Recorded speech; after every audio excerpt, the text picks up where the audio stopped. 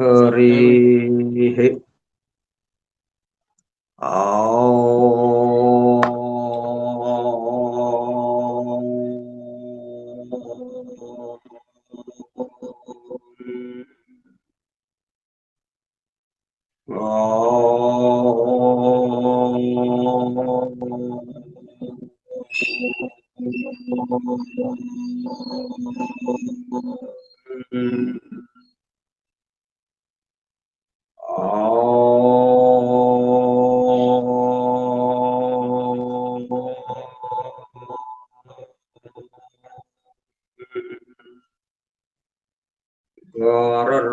गुरुर्ब्रह्मा गुरुर्विष्णुः गुरुर्देवो महेश्वरः गुरुः साक्षात् परं ब्रह्म तस्मै श्री गुरवे नमः।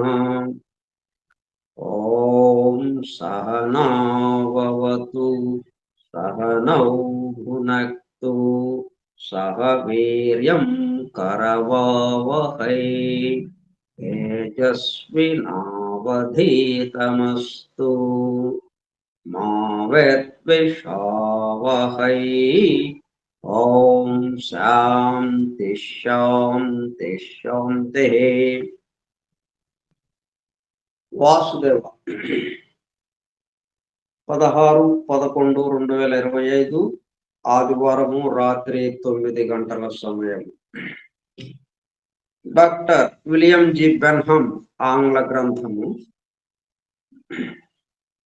The laws of scientific handwriting గ్రంథము ఆధారముగా 1994 సంవత్సరంలో నిర్వహింపబడిన శిక్షణ తరగతులలో బోధింపబడిన అంశములు ఆధారముగా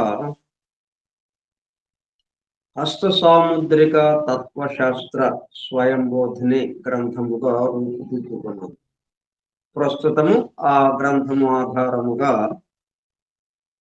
గ్రంథ పఠనము, అధ్యయనము, అవగాహన, ఆత్మదర్శనము కార్యక్రమము నిర్వహింపబడుతుంది. ఈ కార్యక్రమమునకు అందరికి స్వాగతం, అందరకు నమస్కారం.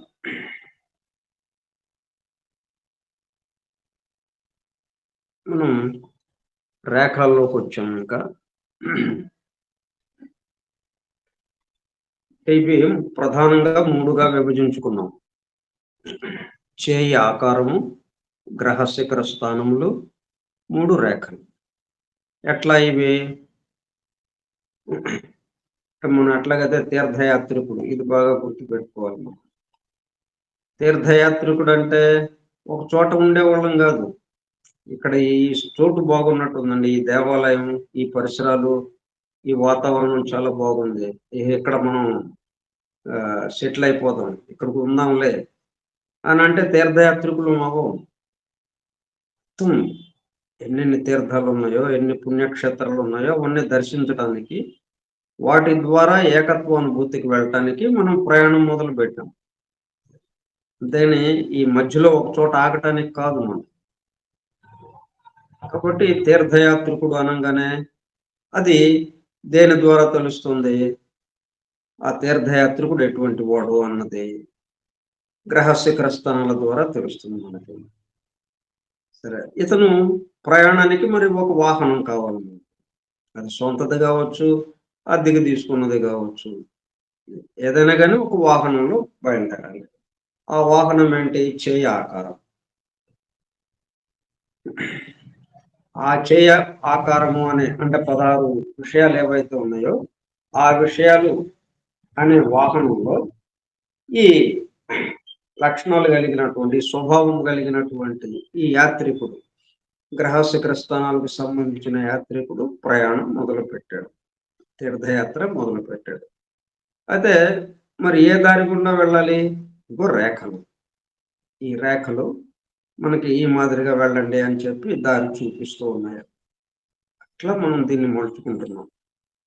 ఇప్పుడు చివరికి ఈ రేఖలు ఏంటి తెలియజేస్తుంది మనకి? మనం మన అంతిమ లక్ష్యం చేరటానికి ఈ రేఖలే మనకి దారి చూపిస్తాయి. అట్లా రేఖల గురించి తెలుసుకుంటూ ప్రధాన రేఖలకి సంబంధించిన విషయం తెలుసుకుంటున్నాం. అంటే heart line, head line, life line. దాని తర్వాత లైన్ ఆఫ్ ఎఫెక్షన్. ఆ 3 గీతల గురించి చెప్పుకున్నాం, ప్రధాన రేఖల గురించి. తర్వాత ఇప్పుడు లైన్ ఆఫ్ ఎఫెక్షన్. అంటే నేను వీటన్నిటికీ బొమ్మలు, చిత్రాలు మీకు వాట్సాప్లో, అంటే వాట్సాప్ కాకుండా టెలిగ్రామ్ మన గ్రూప్లో పెట్టాను. టెలిగ్రామ్ గ్రూప్లో, ఆ టెలిగ్రామ్ దాంట్లోకి వెళ్తే మీకు ఇవి కనిపిస్తాయి. లైన్ ఆఫ్ ఎఫెక్షన్ అంటే లైన్స్ ఆఫ్ మ్యారేజ్ అని కూడా అంటారు. మెర్కురీ మౌంట్ పై ఉంటుంది. అంటే మనకి చిటికిన వేలు దిగువన హార్ట్ లైన్ ఎక్కడైతే ఎండ్ అయిపోతుందో, హార్ట్ లైన్కి చిటికిన వేలు ప్రారంభం ఏదైతే ఉందో ఆ రెండిటి మధ్యన ఒక గీత, అడ్డ గీత ఒకటి మనకు ఉంటుంది. దాన్ని మ్యారేజ్ లైన్ అంటాం, లేకపోతే లైన్ ఆఫ్ ఎఫెక్షన్ అంటాం. అరచేతి చివరి నుండి చేయి లోపలి భాగం వరకు వస్తుంది. వైవాహిక జీవితం గురించి తెలుపుతుంది. ముఖ్యంగా ఆ లైన్ ద్వారా మనం ఏం తెలుసుకోవచ్చు అంటే, మన వైవాహిక జీవితం ఎలాగుంటుంది, పిల్లలు ఎంతమంది, భార్య లేకపోతే భర్తతో సఖ్యత ఉంటుందా, లేకపోతే గొడవలుగా ఉంటుందా, ఈ విషయాలన్నీ దాని ద్వారా మనకి తెలుస్తుంది. ఏ వయస్సులో పెళ్లి జరగవచ్చో తెలుసుకోవడానికి హార్ట్ లైన్ నుండి మొదలుపెట్టి మెర్కురీ మౌంట్ వద్ద ఆగిపోయేటట్లుగా నిలువు గీతను ఊహించుకొని గుర్తించాలి. అప్పుడు ఏంటంటే ఏ వయసులో అవుతుంది అన్నది మనకు తెలుస్తుంది. ఎంతకాలం నిలుస్తుంది అనే విషయం చేయి చివరి నుండి మొదలు పెట్టాలి. అక్కడి నుంచి ఎక్కువ రేఖలు ఉంటే ఎన్ని రేఖలు ఉన్నాయో అంతమందిని ప్రేమించడం, లేక పెళ్లి చేసుకోవడం, లేక ఎక్కువ విషయములను కూడా భార్యను ఎంత తీవ్రంగా ప్రేమిస్తారో అంత తీవ్రంగా ప్రేమించడం ఉంటుంది. ఎక్కువ రేఖలు ఉన్నాయి కాబట్టి ఎక్కువ మంది భార్యలని అనుకోవటానికి కూడా లేదు.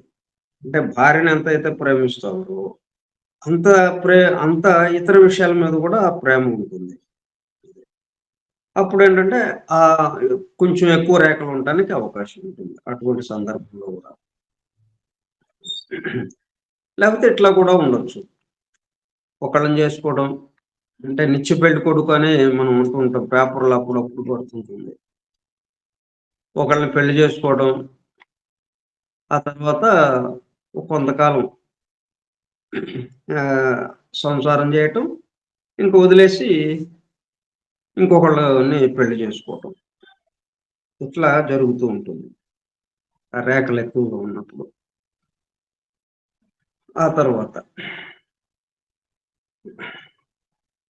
అంటే దీని మీద నిలువుగా సన్న గీతలు వస్తాయి. ఈ అడ్డంగా ఉన్న మ్యారేజ్ లైన్ ఏదైతే ఉందో, లైన్ ఆఫ్ ఎఫెక్షన్ లేకపోతే మ్యారేజ్ లైన్, అది అడ్డంగా ఉంటుంది. దాని మీద నిలువు రేఖలు వస్తాయి, 1, 2 లేకపోతే 3 అట్లా. దాన్ని బట్టి ఇంతమంది పిల్లలు అని చెప్పొచ్చు.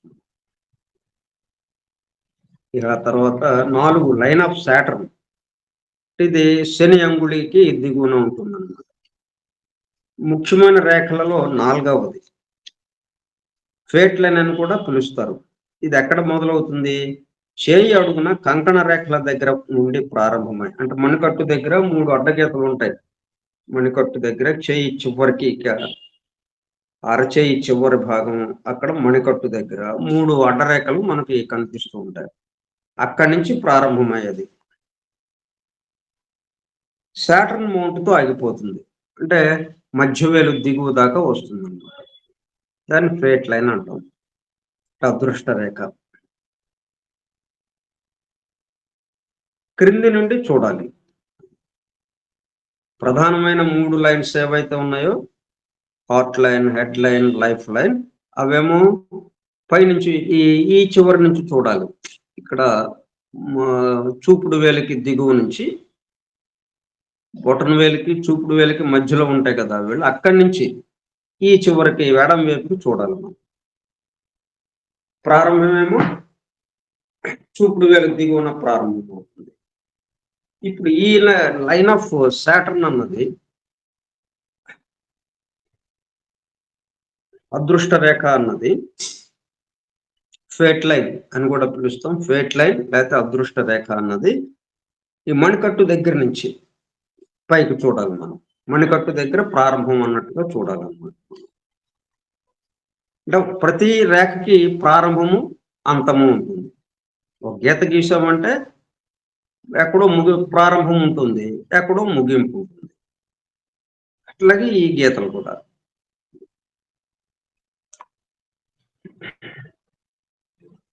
చేయి అడుగున కంకణ రేఖల దగ్గర నుండి ప్రారంభమై సాటర్న్ మౌంట్తో ఆగిపోతుంది. క్రింద నుంచి చూడాలి. జీవితంలో ప్రయాణిస్తున్న మార్గము, జీవితంలో ఎలా అభివృద్ధి చెందుతున్నాడో తెలుపుతుంది. It indicates the course of the subject. నిత్య జీవితంలో పనిచేసి సంపాదించడంకు సంబంధించి తెలుపుతుంది. సొంతంగా సంపాదించడం ఉంటుందా, ఇతరులపై ఆధారపడటం ఉంటుందా, జీవితంలో ఒడిదుడుకులు లేకుండా సాఫీగా ప్రయాణం జరిగిపోతుంటుందా, అడ్డంకులతో, అవరోధాలతో, అపజయాలతో, కష్టాలను ఎదుర్కొనడం ఉంటుందా, ఈ విషయాలను తెలుపుతుంది. మెర్సిడెస్ బెంజ్ కారులో ప్రయాణిస్తుంటాడా, లేక డొక్కు సైకిల్ను తొక్కుకుంటూ వెళుతుంటాడా తెలుస్తుంది.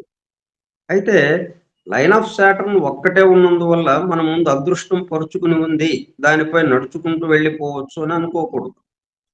లైన్ ఆఫ్ సాటర్న్తో హెల్త్, హార్ట్ లైన్, థంబ్ ద్వారా డిటర్మినేషన్, యాంబిషన్లను కూడా పరిశీలించాలి. ధనవంతులను సహజంగా చాలా అదృష్టవంతులను పిలుస్తూ ఉంటాం. కానీ వారు ఎంత శ్రమ చేస్తున్నారో గమనించం. శ్రమ పడకుండా ఫలితం రావడం ఉండదు.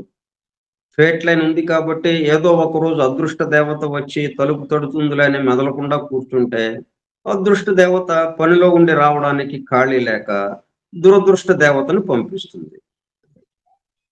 అంటే మనకి చక్కగా రేఖ ఉంటుంది ఫేట్ లైన్, కానీ ఏం అదృష్టం అన్నది ఏమీ ఉండదు, అంత దురదృష్టమే నడుస్తూ ఉంటుంది. అంటే దానికి తగ్గట్టుగా ప్రయత్నం కూడా కొంత చేయాలి. ఏజ్ క్యాలిక్యులేట్ చేసి ఏ వయస్సులో ఎలా ఉంటుందో తెలుసుకోవచ్చు. లైఫ్ లైన్తో కలవకుండా విడిగా ఫేట్ లైన్ ఉంటే తన స్వయం కృషితో అభివృద్ధిలోకి రావడం జరుగుతుంది. వీటికి 3 ప్రారంభాలు ఉన్నాయి, 3 చోట్ల నుంచి. ఒకటి లైఫ్ లైన్తో కాకుండా దానికి పక్కగా కొంచెం విడిగా అక్కడ ప్రారంభమైతే స్వయం కృషితో అతను పనిచేయటం ఉంటుంది, ఎవరి మీద ఆధారపడకుండా స్వయం కృషితో. అట్లా కాకుండా లైఫ్ లైన్ నుండి మొదలైతే అప్పుడంటే తన కృషికి తోడు ఇతరుల సహాయ సహకారములు ఉండాలి. ఇవి తెలుసుకోవటం వల్ల ఏమవుతుంది, మనం సొంతగా చేస్తూ ముందుకెళ్తాం. ఇప్పుడు లైఫ్ లైన్తో కలిసిపోయి ఉంది ఫేట్ లైన్. ఇప్పుడు వీళ్ళకి ఏంటి, ఇంకొకళ్ళ సహాయ సహకారాలు కావాలి. కానీ వీడు మొండిగా నేను ఒక్కడిని చేసుకుంటాలే పో, నాకెవరు అక్కర్లేదు అని మొదలుపెట్టి పనులు చేశాడు అనుకోండి, అన్ని అపజయాలు కలుగుతాయి. ఎందుకంటే తోడు కావాలి వీడికి, ఇంకొకళ్ళ సహకారం కావాలి తప్పనిసరిగా. ఆ ట్రైనింగ్ కోసం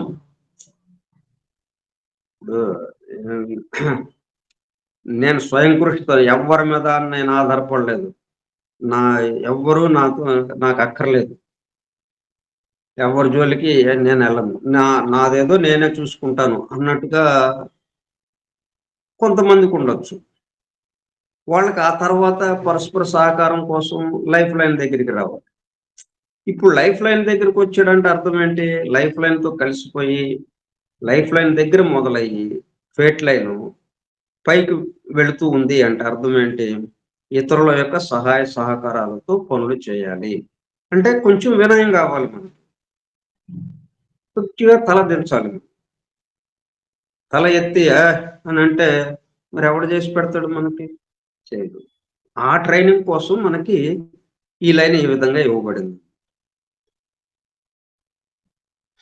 అంటే స్వయం కృషితోనూ చేయటం ఉంటుంది, అట్లాగనే ఇక ఎల్లప్పుడూ స్వయం కృషి కాకుండా ఒక జన్మలో అలాగుంటే, ఒక జన్మలో ఇంకొకళ్ళ యొక్క సహాయ సహకారాలతో ఉండాలి అన్నట్టుగా లైఫ్ లైన్‌కి కలిసిపోయి ఉంటుంది ఫేట్ లైన్. అప్పుడు స్వయం కృషితోనూ చేసే పద్ధతి ఉంటుంది. అట్లాగే అయినా సరే ఇతరుల సహాయ సహకారాలతో చేయాలి. ఓకే. అని వాళ్ళ ముందు తల వంచి కొంచెం సహాయం చేయండి అని అడగటం. దానికి సిద్ధపడటం. అప్పుడు జీవితంలో విజయాలు సాధిస్తూ ఉంటాడు. కాబట్టి ఇతరుల సహాయ సహకారం ఉండాలి. ఇప్పుడు ఈ లైఫ్ లైన్‌తో కలిసిపోయున్నోడు ఇతరులతో నాకేంటి అక్కర్లేదు అని చేస్తూ ఉంటే అన్నీ ఆపుచేయాలి. ఇక వాడున్నాడు లైఫ్ లైన్‌కి దూరంగా కొంచెం విడిగా స్ట్రెయిట్ లైన్ ఉంది. వాడు స్వయం కృషితో చేయాలి. ఇంకొకళ్ళ మీద ఆధారపడకూడదు. వాడేంటి ఇంకొకళ్ళ మీద ఆధారపడ్డాడనుకోండి. ఇది చేసి పెట్టండి మీరు ఇది ఎలాగ చేయాలండి అని ప్రతిదానికి ఇంకొకళ్ళ సలహా అడగటం. లేకపోతే ఇది కొద్దిగా చేసి పెట్టండి అని. ఇట్లా ఇతరులను అడుగుతూ ఉంటే అతనికి ఫెయిల్యూర్ అది. స్వయం కృషితో చేస్తేనే అతనికి సక్సెస్. ఇక్కడ లైఫ్ లైన్‌తో కలిసినప్పుడు ఇతరుల సహాయ సహకారాలతో చేస్తేనే సక్సెస్. అట్లా మనం ఆ రేఖ ఎలాగుందో చూస్తే దాన్ని బట్టి మనకు తెలిసిపోతుంది. ఆ రేఖ మనకి అద్దంలాగా మనలో ఉన్న విషయాన్ని చూపిస్తూ ఉంటుంది. ఎందుకంటే మనలో ఉన్న విషయం మనకు తెలియదు. మనం మన చుట్టూ ఉన్న వాళ్ళని బట్టి ఏదో వెళ్ళిపోతూ ఉంటాం మనం. కొన్ని నిశ్చిత అభిప్రాయాలు ఏర్పాటు చేసుకుంటాం. అది మన యొక్క దారికి అది వ్యతిరేకం అవుతూ ఉంటుందండి. అప్పుడు అపజయాలు కలుగుతూ ఉంటాయి.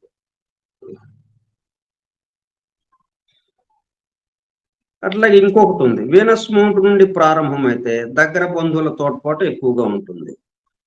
ఈ ఫేట్ లైన్ మూడో ప్రారంభం ఎక్కడ అంటే ఈ మూన్ మౌంట్ దగ్గరగా అంటే ఎడం వైపు చేతికి బాగా ఎడం వైపుగా అరచేతికి ఎడం వైపుగా మొదలవుతుంటుంది.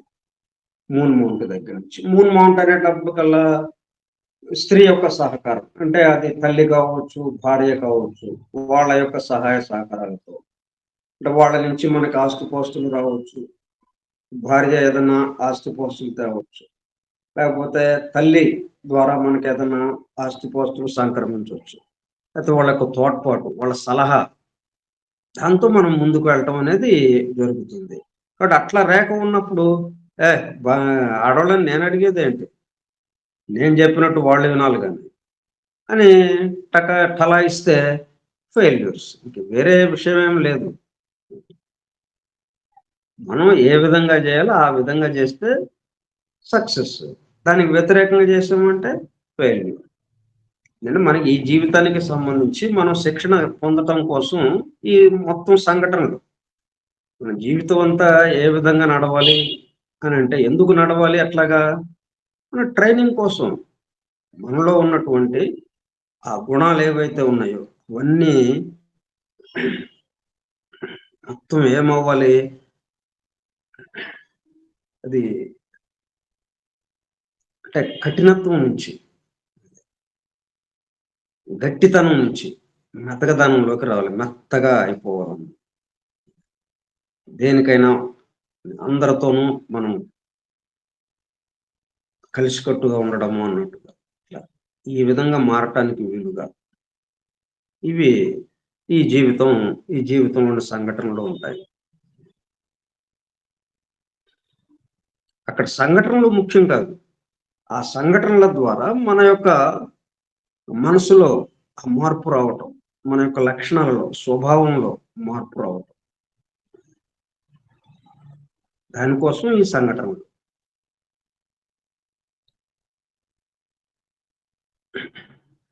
ఇంకొకటుంది. మూన్ మౌంట్ నుండి బయలుదేరితే ఆపోజిట్ సెక్స్ తోడ్పాటు ఎక్కువగా ఉంటుంది.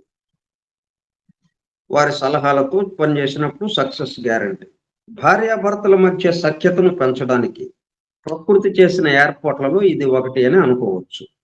ఎందుకంటే ఆ రేఖ ఉన్న వారిలో సహజంగా భార్యాభర్తల మధ్య కలహాలు ఉండవచ్చు.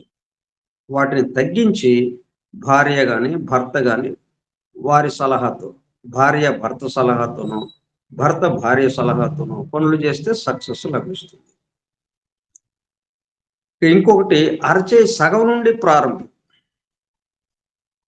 అప్పుడేంటి కొంత వయసు వరకు కష్టములు, తర్వాత అభివృద్ధి ఉంటుంది.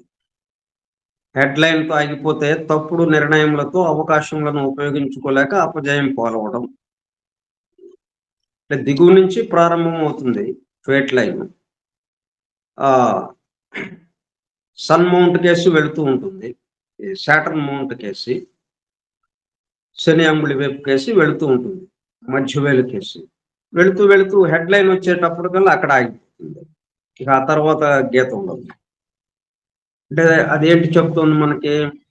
మనం తీసుకునే నిర్ణయాల్లో లోటుపాట్ల వల్ల మన యొక్క అభివృద్ధిని మనమే ఆపుకుంటున్నాం. దారి క్లోజ్ అయిపోయినట్టుగా అయిపోయింది మనం. మనమే క్లోజ్ చేసేసుకున్నాం దారిని. తీసుకున్న తప్పుడు నిర్ణయాల వల్ల. కష్టాల పాలవటం జరగవచ్చు. ఇటువంటి సందర్భములలో బాగా నమ్మిన వారి సలహా తీసుకుని సరియైన నిర్ణయములు తీసుకున్నట్లయినా ఫెయిల్యూర్స్ తగ్గడానికి అవకాశం ఉంటుంది. అంటే ఇటువంటి సందర్భంలో ఆ లైన్ ఎలా ఉంటుంది? లైఫ్ లైన్‌తో కలవకుండా విడిగా ఉంటుంది. అంటే స్వయం కృషితో ఇంకొకళ్ళతో పని లేకుండా, ఇంకొకళ్ళ సహాయ సహకారం లేకుండా, సలహా లేకుండా సొంతగా చేయటం అనేది వాళ్ళలో ఉంటుంది. ఇప్పుడు వాడు ఆ సొంతగా చేయటం అన్న దాని నుంచి పక్కవాడి యొక్క సహాయ సహకారాలతో వాడి సలహా తీసుకొని పని చేయాలి. ఇంకొకటి సలహా తీసుకోవడం అంటే మనం వాళ్ళ దగ్గర కొంచెం తగ్గాలి కదా! కొంచెం వినయంగా ఉండాలి అవతల వాడి దగ్గర. అట్లాగా ఉండటం ఇష్టం ఉండదు వీళ్ళకి. అదే వాళ్ళకి ఫెయిల్యూర్స్‌కి దారి చూపిస్తుంది. అంటే ఇతరుల దగ్గర వినయం ఉండడం అనేది నేర్పడం కోసం ఈ మాదిరిగా ఏర్పాటు చేయబడింది.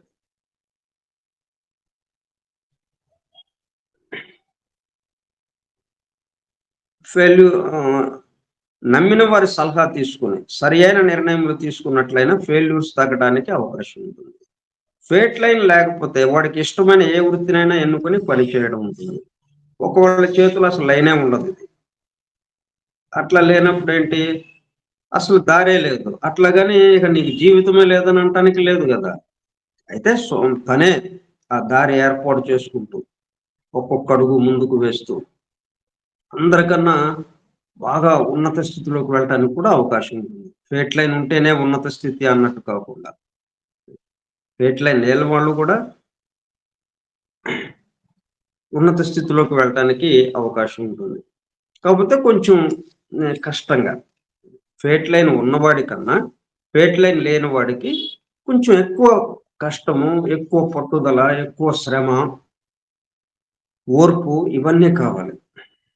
అదే ఫేట్ లైన్ ఉందనుకోండి, ఇంకా ఆల్రెడీ రోడ్డు ఏసేసుంది. ఇంకా రోడ్డు మీద వెళ్ళటం పెద్ద శ్రమ కాదు. అంత ఓర్పు, అంత శ్రమ, అంత కష్టపడటం అవన్నీ తగ్గిపోతాయి ఆ మేర. చాలా హాయిగా తేలిగ్గా వెళ్ళిపోవచ్చు మనం. ఫేట్ లైన్ ఉంటే. లేకపోతే ఫేట్ లైన్ తయారు చేసుకోవాలి మనం. అందుకని కొంచెం కష్టంగా ఉంటుంది అది. కానీ అట్లా కష్టపడటం వల్ల ఈ ఈ ఫేట్ లైన్ ఉన్నవాడి కన్నా ఎక్కువ ఉన్నత స్థితిలోకి వెళ్ళడానికి వీలవుతుంది. ఫేట్ లైన్ ఉన్నోడు నీరసంగా, బద్ధకం, ఏం వెళ్తాంలే అన్నట్టుగా ఆగిపోతాడు. ఛాలెంజ్‌గా తీసుకోడు. వీడు ఛాలెంజ్‌గా తీసుకుంటాడు. ఉన్నత స్థితికి వెళ్తాడు. ఉన్న చోట పొట్ట గడవక సుదూర ప్రాంతమునకు వలసపోయి అంటే ఫేట్ లైన్ లేని వాళ్ళు అక్కడ తనకు నచ్చిన పని చేస్తూ ఎంతో అభివృద్ధిలోనికి రావడానికి కూడా అవకాశం ఉంటుంది.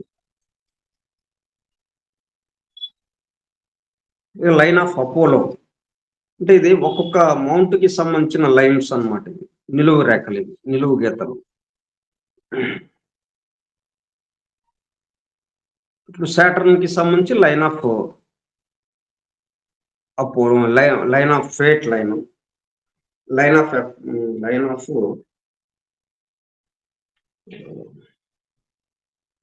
లైన్ ఆఫ్ సాటర్న్ అంటాం. ఫేట్ లైన్ అంటాం. లేకపోతే అది చూపుడు మధ్యవేలు నుంచి మొదలవుతుంది. ఇక మధ్యవేలు తర్వాత సూర్యాంగుళి అంటే లైన్ ఆఫ్ అపోలో. ఈ అపోలో అంటే ఈ ఉంగరపు వేలు దిగువకి వస్తుంది. అడుగు నుంచి, చేయి అడుగు నుంచి ఉంగరపు వేలు దిగువకి ఉండే రేఖని మనం లైన్ ఆఫ్ అపోలో అంటాం. చేయి దిగువ నుండి అపోలో మౌంట్ వరకు వెళుతుంది. గ్రేట్ ఆర్టిస్టిక్ టాలెంట్, వెల్త్, ఫేమ్లను తెలియజేస్తుంది. ఆర్ట్, మ్యూజిక్, స్టేజ్ కళారంగంలో ఏదైనా చక్కని అభినవేశమును, నిపుణత్వమును కలిగి ఉంటారు. లైన్ ఉన్నంత మాత్రాన నిపుణత్వం వస్తుందని కాదు, కొంచెం సానపడితే అవకాశం ఉంది. అపోలో మౌంట్ లక్షణములను పెంచుతుంది. స్నేహితులను, ధనమును, పేరు ప్రఖ్యాతులను సంపాదించడంను తెలుపుతుంది. లైన్ ఆఫ్ సాటర్న్ లాగానే line of Apollo health defects ను తెలియచేయదు, కానీ ఇల్ హెల్త్ ఈ లైన్ను దెబ్బతీయవచ్చు. అంతేగాని లైన్ తనంతలో తాను హెల్త్ డిఫెక్ట్స్ ను తెలియచేయదు.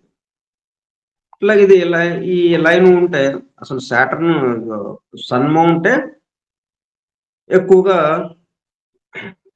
స్నేహితులు ఎక్కువ మంది కలిగిన వాడు ఈ లైన్ ఆఫ్ అపోలోకి సంబంధించిన వాడు, ఈ అపోలో మౌంట్ కి సంబంధించిన వాడు. ఈ ఉంగరపు వేలుకి దిగువన ఉన్నటువంటి మౌంట్ గ్రహ శిఖర స్థానం ఏదైతే ఉందో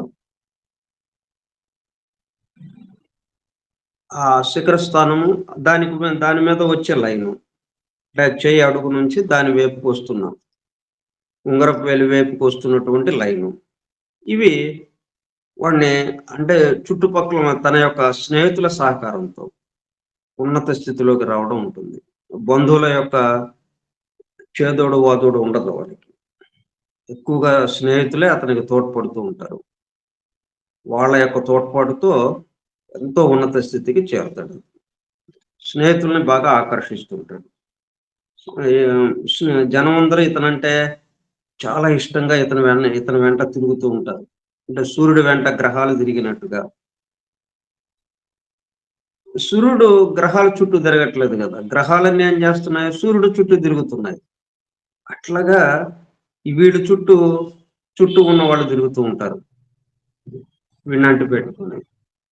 మన సినిమాల్లో అప్పుడప్పుడు చూపిస్తారు, హీరోకి ఒక 5-6, 10 మంది ఫ్రెండ్స్ ఎప్పుడు చుట్టూ ఉంటారు. కాలేజీలో ఉన్న, బయట ఉన్న చుట్టూ 10 మంది చేరతారు వాడి చుట్టూ. ఇది చూపుడు వేల మన ఉంగరపు వేలకి సంబంధించిన మౌంట్ ఏదైతే ఉందో అపోలో మౌంట్ అంటాం. అది సూర్య శిఖర స్థానము. దాని మీదకి వచ్చే లైను అది ఇంకా ఎక్కువ మందిని అతని దగ్గరికి చేరుస్తుంది. లైన్ ఆఫ్ సాటర్న్ లాగానే line of Apollo health defects తెలియజేయదు, కానీ ఇల్ హెల్త్ ఈ లైన్ దెబ్బతీయవచ్చు. అంతేగాని అంటే ఇల్ హెల్త్ అనేటప్పుడు కల్లా ఆకర్షణ శక్తి తగ్గిపోతుంది. ఇక ఇతని చుట్టూ ఎవరు ఉండరు. ఇతని చుట్టూ ఎప్పుడు ఉంటారు, ఉత్సాహంతో సరదాగా ఉంటే అప్పుడు ఇతని చుట్టూ తిరుగుతుంటారు. నీరసంగా ఒక పక్కన పడి ఉంటే దూరం వెళ్ళిపోతారు. అంతేగాని లైన్ తనంతట తాను హెల్త్ డిఫెక్ట్స్ తెలియచేయదు. ఇక లైన్ ఆఫ్ మెర్కురీ.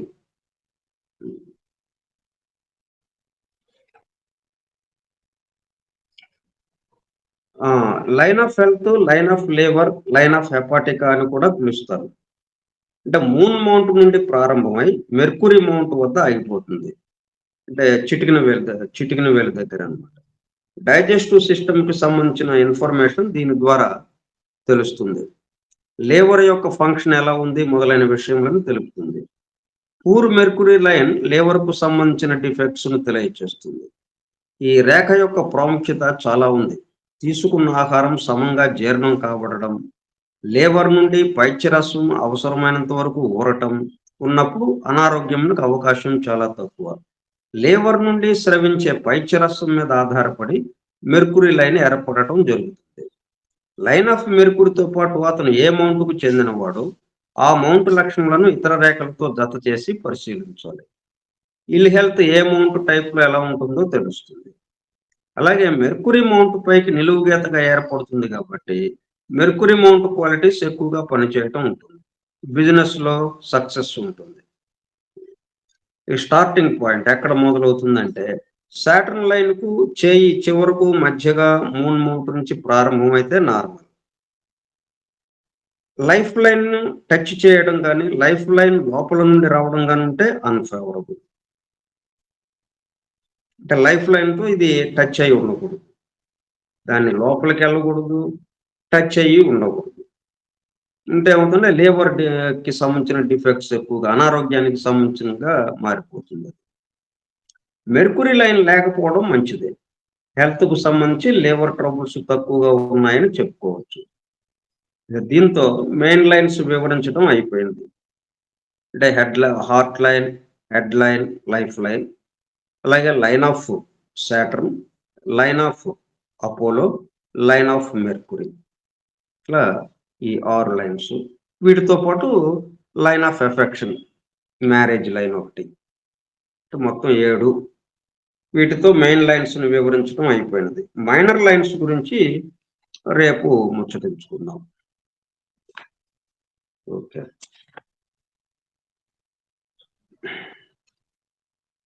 ఓం సహనావతు సహనౌ భునక్తు సహ వీర్యం కరవావహై తేజస్వినావధీతమస్తు మా విద్విషావహై. ఓం శాంతి శాంతి శాంతి. స్వస్తి ప్రజాభ్యః పరిపాలయంతాం న్యాయేన మార్గేణ మహీం మహిషాః. గోబ్రాహ్మణేభ్యः శుభమస్తు నిత్యం. లోకాః సమస్తాః సుఖినో భవంతు. లోకాః సమస్తాః సుఖినో భవంతు. లోకాః సమస్తాః సుఖినో భవంతు. ఓం శాంతి శాంతి శాంతి. వాసుదేవ.